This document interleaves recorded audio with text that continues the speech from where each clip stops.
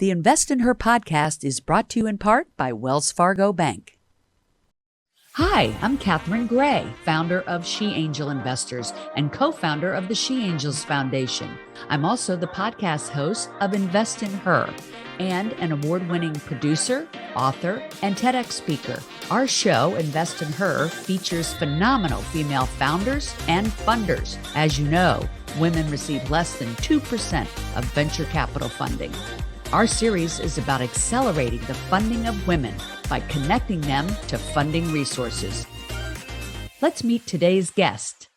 Today's guest was recently recognized by Forbes magazine as she's a millennial who has raised almost $1 billion in the investment world for others, and then decided to start her own company, Alternative Wealth Partners, and she's starting her own fund. Please welcome to the show, Kelly Ann Winget. Hi, Kelly. How are you? Hi, Catherine. I'm so excited to be here. I'm excited to have you here. Wow. What an amazing record you have, especially at your age. I'm so impressed. I've just gotten to know you. We, of course, were both at the Wealthy Women's Summit, and I'm just amazed by how incredibly smart and charismatic you are at your age. And I just love what you're doing with Alternative Wealth Partners. I mean, thank you. It's amazing. And I want to mention that you flew in from Dallas, Texas today to be with us here in LA. Yes, it's still hot in Texas, so it's nice to come over here and enjoy some cooler weather. Yep, we do pay for our weather. Yeah. So how did you get involved in this? Because, we both know not a lot of women are in the investment world. And, how did you first step into this arena? So I'm extremely fortunate for having two parents that are in the financial services space. So I just grew up around the conversation of money.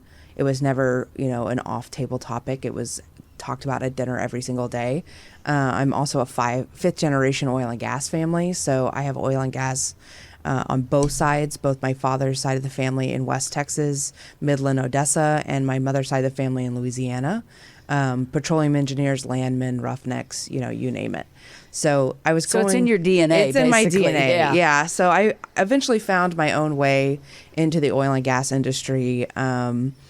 In 2013 is really when I started to really get into in the investment space from the oil and gas perspective. So almost 10 years ago. Yeah. So 10 years ago. You were what, 5? Yes, exactly. So at 5 years old, I started raising my first dollars. And it was a really interesting time to really get involved because at that time, oil and gas was creeping up to $130 a barrel.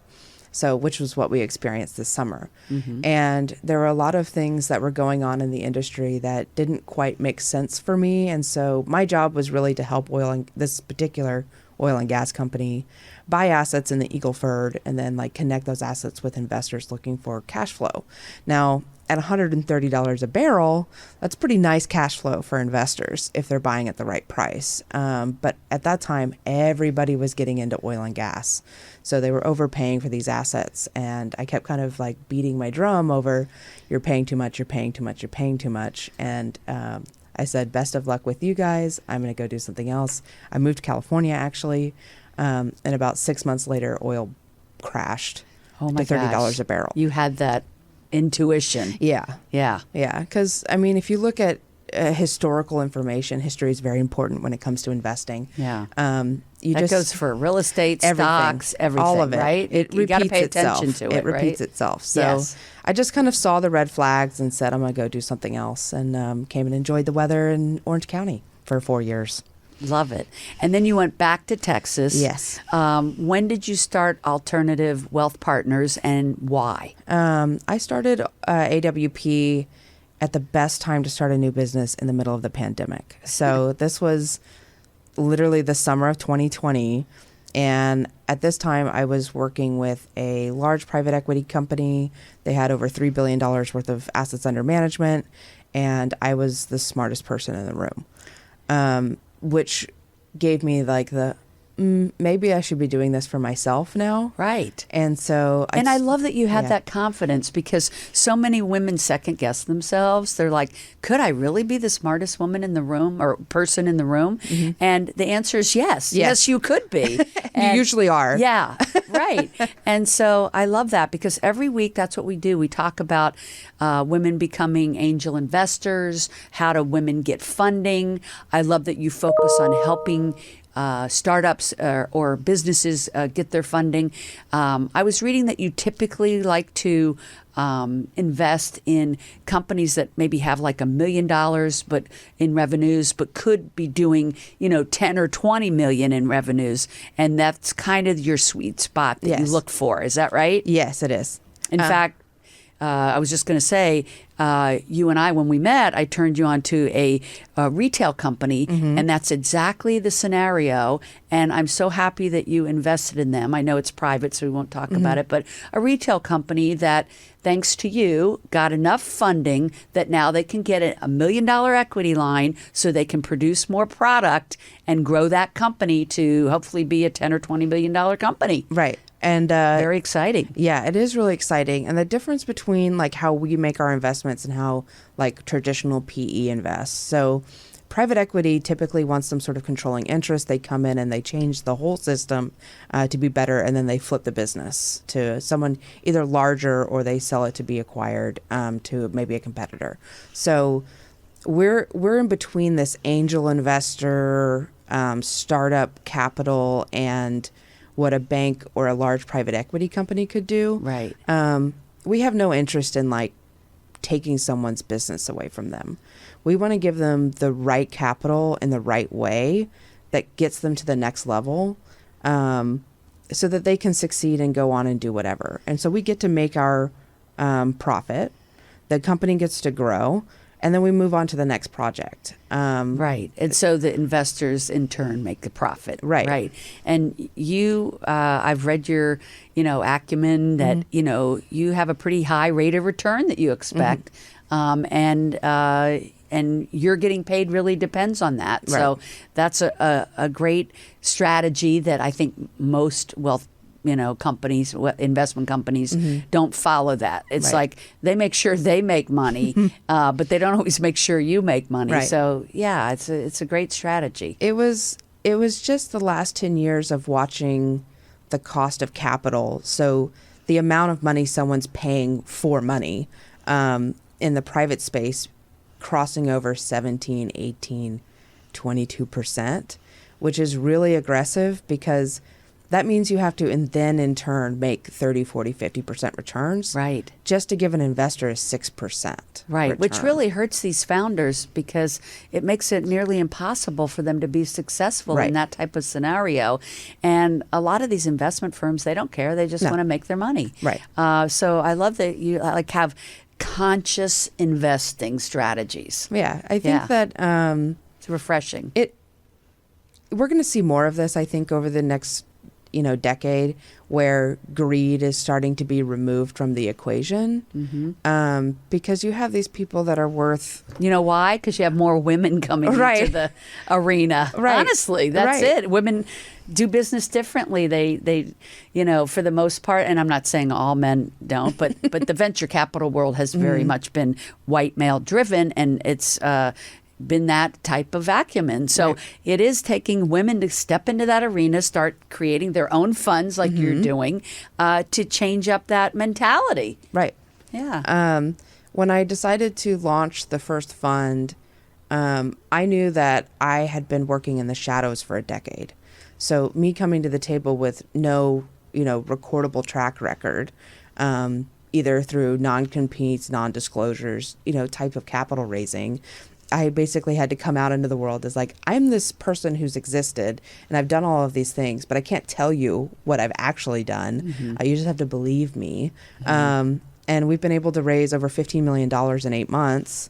That's fantastic. And your goal is 50 million, right? On this first one. Yeah, and, very aggressive. But we're not letting that stop us. I don't think we'll raise the full 50 in this fund, because one of the main components of this is that I don't charge fees in this fund.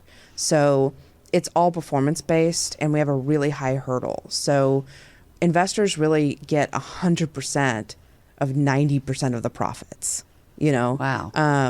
And I did that because I'm a normal human being with like a normal life, you know?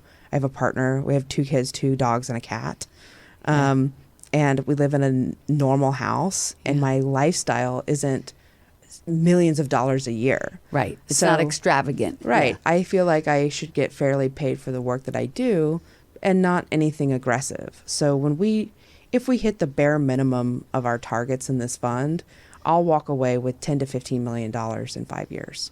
That's pretty good payday. Yeah, that's a good payday. If I structured it in a normal 2 and 20, I would be paying myself $2 million a year and then get a cut.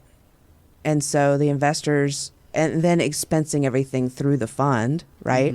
And so the investors are paying for everything that I'm doing. They're not doing that in this fund. I pay for it. Right. And let's say we raise the full 50. We do our minimum, which is 3xing. So now we have $150 million value of our fund. The way that I have it structured, about $135 million go back to the investors. And if I did it in a traditional they would get about 100. So right. So it plays in the investor's favor. Right. And you know, I said this on the show before, and I'll say it again, is that we are in a time that history's being made because more women than ever are creating and starting their own funds. This is an amazing thing. It's what's going to turn the tide. We need more women, angels, investing in these funds, and that's going to be a game changer. That's what I'm doing a film about, as you and I have talked about, because I want to raise awareness to this fact. And having women like yourself on the show that are actually starting these funds, I think really is a great platform to educate women to, hey, investigate this company, Alternative Wealth Partners, investigate Kelly's funds, investigate what other women are starting funds out there, and determine where you could be investing. Right. Or who you could get investment from. Speaking of that, your fund is investing in what types of businesses? We are invested in everything from oil and gas to ammunition manufacturers to cannabis and coffee. Like, we are very diversified. And I created the fund this way because I've worked on over 200 individual private placements, and there was not an option to have like this mutual fund of alternatives like in the private space. Right. And so I just created it. Right. And so I created the diversified fund because it's really hard for an investor who has a whole other life, right? This person's a small business owner. Maybe they're an executive. Maybe they're a doctor or a lawyer. Yeah. Like they have a full-time job. So they can't go and then become an expert in coffee and cannabis and oil and renewables and blah, blah, blah, right? Right. And then deploy $50,000 at a time, because that's typically the minimum when we're talking about private placements. Right. So And I give them the choice to take that same investment capital and spread it across 25 different assets. Right. And that is the beauty of a fund, right? Right. You're pooling your money with other investors so that it has more gravitas, and then you put it into several different investments that you have vetted so they don't have to. Right. Instead of putting it in the market, which obviously is very vulnerable and very erratic. And I know you're not a big fan of the stock market. I mean, of course, everyone should diversify, but what do you think is the leg up on this type of investing versus the stock market? Well, it used to be that you would have this like 60-40 portfolio, like 60% stocks and 40% bonds, and then you sprinkle in some life insurance and annuities, and this is what worked for the last like 40 years, or worked, right? And you could see a shift. It's actually on the Yale Endowment website. Like, you can go to Yale and look at their endowment allocation, and you can see the 180 shift that they've done since 1980 to today, away from stocks and almost 90% in alternatives. Really? Yeah. So wow. you I'm going to go to that site and look at that. It's really interesting. If you look at the biggest money in the world and where they're invested, it's almost exclusively in private equity and venture capital. And that's happened in the last 25 years. And that's the reason, like, I'm talking about this every week and trying to, through the film, pull the curtain back and say women need to educate themselves on being in this space. Women in the next decade or two are coming into trillions of dollars. Where are they going to place that? They need to educate themselves about angel investing, venture capital, and this alternative investing through private equity. Right? I mean, because like you're saying, the old way, they can't put all their money into that. That's not going to be a good, safe avenue. And this world of private equity, angel investing, and all this is so exciting. Because you're getting in on the innovations that the average person don't even know is coming. In many cases, and then you do. Types of investments that are not typical. Now, you mentioned ammunition. When you first told me that, I remember our conversation, I was like, ooh, ammunition. I was like, that doesn't sound good. But then you said, yeah, but what do you think is being made to go over to Ukraine to help them fight that war? And I was like, okay, I see that perspective. Now it makes sense. And you invest in companies that have been around and doing that 100 years, right? Well, but there's very far and in between. They're far and in between. They are, what a unique investment. So there's not a lot of, you have these really old industries, oil and gas, ammunition, these types of industries have been around a really long time.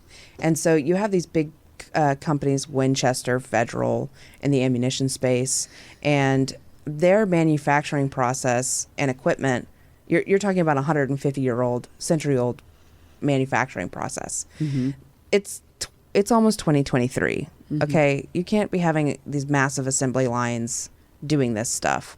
So we're partnered with a company that's basically just turned that entire process into an automated robotic system where all you have to do is change out a part or two and you have a whole new assembly line. And so they're able to do massive amounts of more capacity than their competitors just because they've innovated the process. And if Winchester or Federal wanted to come in and still compete, they would have to spend billions of dollars either building out new assembly lines or completely renovating their system. So you invest in companies like this that are changing up the game of things that we've been doing the old way, kind of the new way, in these type of industries that we typically are not thinking about. And it's I help investors kind of disconnect a little bit. Because, we're human beings and we're emotional, right? And emotion and investing can get really sticky. Especially when you're talking about the stock market, right? A lot of people that I'm talking to now are in panic mode because even though I told them last November, hey, you should maybe consider doing something else. And they just every quarter have been like, I should take my money out. I should take my money out. And I'm like, you probably should. And they still don't do it. And they just watch it go down and down and down. And then I'm sure at the end of the year, they're going to super panic and then just pull all their cash out, take all the losses, and which is okay. You can get creative with that. But we take out the emotional part because I'm not a gun person. Okay. I live in Texas. Okay. But I don't see a need for it. I have 2 75-pound dogs. Okay. Nobody's coming into my house. But I do understand the global need of it. And it's just something you have to accept. And you have to remove the emotion part if we're going to be focusing on returns. And then you invest in oil and gas. I'm sure that's going to blow up my phone too, because obviously people are wanting to go green. And and what are your thoughts on that? So I'm biased. I've obviously my entire livelihood is built around oil and gas. But the reality is that we are power hungry, crazy people in the world, right? We cannot stop using energy. And for the time being, fossil fuel fills that need. We've been able to replace a significant portion of that, but the reality is we don't have the infrastructure to completely transition yet. Right. And when we have high oil prices like this, the oil industry doesn't like when oil is crazy like this. The oil industry wants like $65 oil, like just that is good. Right. And what that translates to you as a consumer is like in Texas, like $2 gas. Maybe here in California it's $4. Yeah. But it's like normal prices. Everything is kind of manageable. Right. When it's volatile like this, the oil companies can't plan. Right. And we're talking about a commodity that comes out of the ground. You cannot put it back there. Right. So they have to be very particular about how they plan. They're not going to pull it out if they think that the price is going to go up and down, up and down, up and down. Right. They're just leave it there. It's more valuable in the ground. And so it seems like most of these oil and gas companies are looking at alternative energies and investing in them for that shift that they see is coming. Is that right? Oh, yeah. I mean, the thing is that you might hate Exxon, but Exxon's going to be your power provider until the end of time. Right. So they're shifting. And they'll be an oil and gas company today, and in 20 million years, they'll be a solar company. Right. Right. Who knows when? But I know they are shifting to that. So that's some good news. Yeah. And you're investing also in the cannabis industry. Yeah. I mean, that's just burgeoning, right? Yes. It was an interesting thing because I've been watching it for a couple years. When I moved to California in 2014, and about 2015, it was really popular. A lot of investors wanted to get involved in cannabis. So they were like looking for all these different types of deals. And at that time, I was like not interested in cannabis stuff. I thought it was like really competitive and no one quite had it figured out yet. And now that it's become really popular, we have a majority of the states have approved at the minimum of a medical marijuana law. And so we're not really focused in the United States. It's more of a global thing for us. So we're invested down in Jamaica, actually. So, and it's a wholesale growing process. So we wholesale it to pharmaceutical companies all over the world. So we're not really tied to what the United States is doing federally with cannabis. But we also deal with retirement funds. And so we take people's 401ks or IRAs into our fund. And so we can't directly invest into cannabis. So I've structured all of our cannabis deals as real estate debt. So we hold interest in the properties, not necessarily the cannabis companies. And so that's how we are able to let people take advantage of cannabis without very smart actually being invested in cannabis. Right.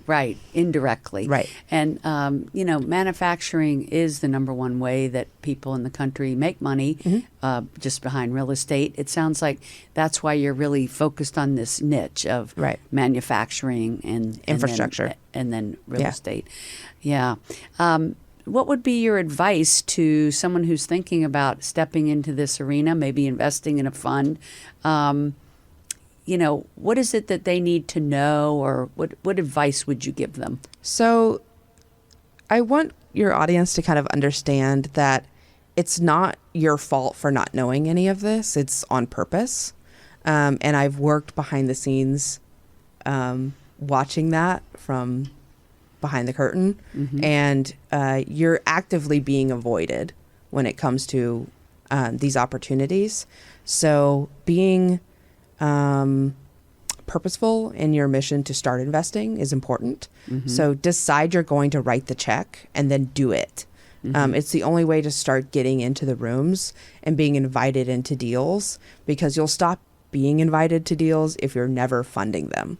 Right. And this is for accredited investors, right? So that people have to look into what that means exactly. Right. There's a certain criteria.